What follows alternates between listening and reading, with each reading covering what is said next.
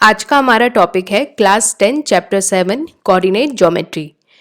सबसे पहले हम समझते हैं कि कोऑर्डिनेट ज्योमेट्री का डे टू डे लाइफ में मतलब हमारी रियल लाइफ में हम कहाँ कहाँ कोऑर्डिनेट ज्योमेट्री को यूज़ करते हैं। तो इसके बेस्ट एग्जाम्पल है मैप्स और जीपीएस या फिर गूगल मैप्स। जीपीएस का यूज़ आजकल हम सब अपने मोबाइल्स में करते हैं। उसमें क्या होता है कि हमें दो पॉइंट्स डिसाइड करने होते हैं। एक तो वो पॉइंट्स जहाँ से हम चलेंगे या फिर अपनी जर्नी स्टार्ट करेंगे और दूसरा हमारा डेस्टिनेशन पॉइंट जहाँ तक हमें जर्नी करनी है।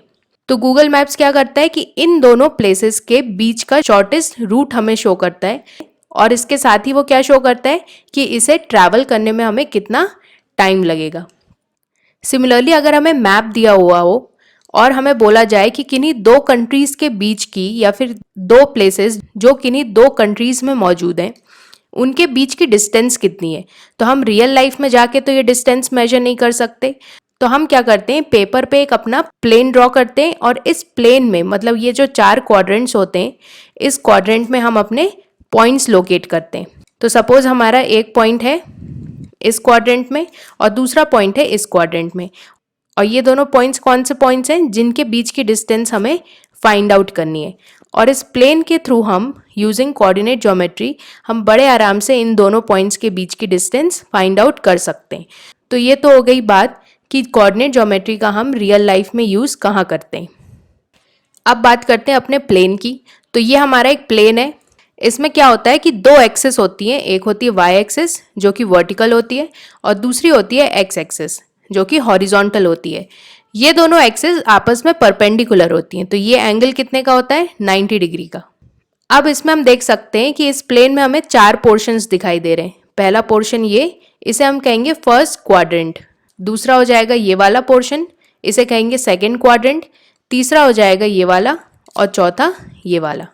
अब इस क्वाड्रेंट की पोजीशन हमेशा इसी तरीके से रहती है, मतलब स्टार्ट होगा यहाँ से और फिर एंटी क्लॉकवाइज डायरेक्शन में मूव होते हुए सेकेंड, थर्ड और फोर्थ। अब इस प्लेन में हम क्या करते हैं, पॉइंट्स लोकेट करते हैं। तो पॉइंट्स, किसी भी पॉइंट को अगर हमें लोकेट करना है तो हम उस पॉइंट को नाम देंगे। सपोज ए नाम दिया पॉइंट ए और उसके कोऑर्डिनेट्स। अब यहाँ पे दो एक्सिस हैं, वाई एक्सिस और एक्स एक्सिस। तो स्वाभाविक सी बात क्या है, दो कोऑर्डिनेट्स भी होंगे। इन कोऑर्डिनेट्स को लिखने का तरीका होता है कि सबसे पहले हम एक्स कोऑर्डिनेट को लिखते हैं और बाद में वाई कोऑर्डिनेट को। तो कोई भी पॉइंट को हम हमेशा इसी तरीके से लिखेंगे, पहले उस पॉइंट का नाम और बाद में एक्स कोऑर्डिनेट और वाई कोऑर्डिनेट। अब जो एक्स कोऑर्डिनेट होता है ये हमें शो क्या करता है, इस पॉइंट ए की डिस्टेंस फ्रॉम वाई एक्सिस। तो distance of point A from Y axis, मतलब कि ये अगर हमारी वाई एक्सिस है तो इस वाई एक्सिस से कोई पॉइंट कितनी दूरी पे लोकेटेड है।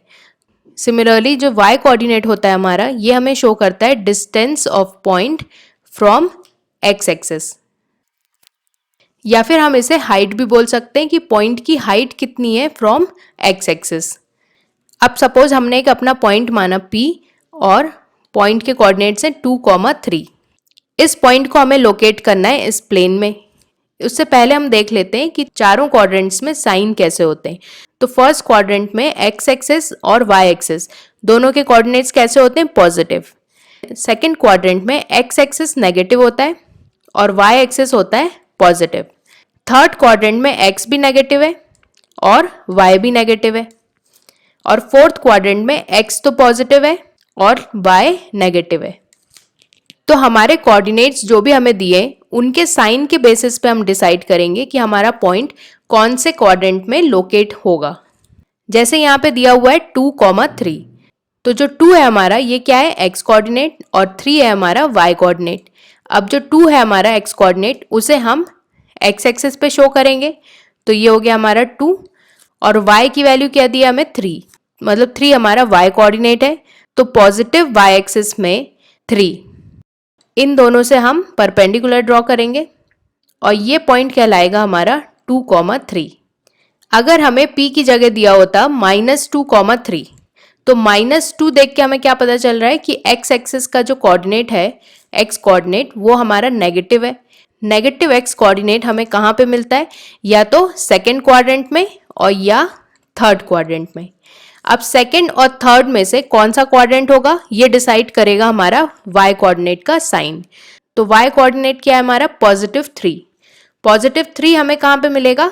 ओनली सेकेंड क्वाड्रेंट में। इसका मतलब कि ये जो पॉइंट है P -2, 3 ये हमें मिलेगा सेकेंड क्वाड्रेंट में। अब इस पॉइंट को कैसे लोकेट करेंगे? x एक्सिस का कोऑर्डिनेट है -2, तो -2 ये है। y एक्सिस का कोऑर्डिनेट है 3, तो ये पॉइंट हो जाएगा हमारा -2, 3। इस तरीके से हम पॉइंट्स को लोकेट करते हैं किसी भी दिए हुए प्लेन में। अब इस कोऑर्डिनेट ज्योमेट्री चैप्टर में हम 3 चीजें पढ़ने वाले हैं। पहला, how to find the distance between 2 points whose coordinates are given.